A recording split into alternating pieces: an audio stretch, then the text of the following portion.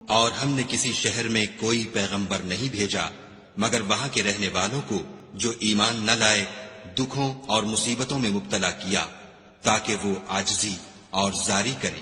پھر ہم نے تکلیف کو آسودگی سے بدل دیا یہاں تک کہ مال و اولاد میں زیادہ ہو گئے، تو کہنے لگے کہ اسی طرح کا رنج و راحت ہمارے بڑوں کو بھی پہنچتا رہا ہے، تو ہم نے ان کو ناگہاں پکڑ لیا اور وہ اپنے حال میں بے خبر تھے۔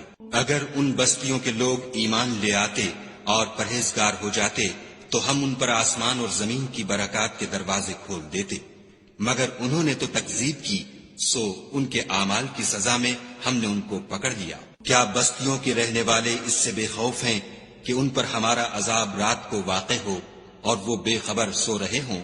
اور کیا اہل شہر اس سے نڈر ہیں کہ ان پر ہمارا عذاب دن چڑھے آ نازل ہو اور وہ کھیل رہے ہوں؟ کیا یہ لوگ خدا کے داؤں کا ڈر نہیں رکھتے؟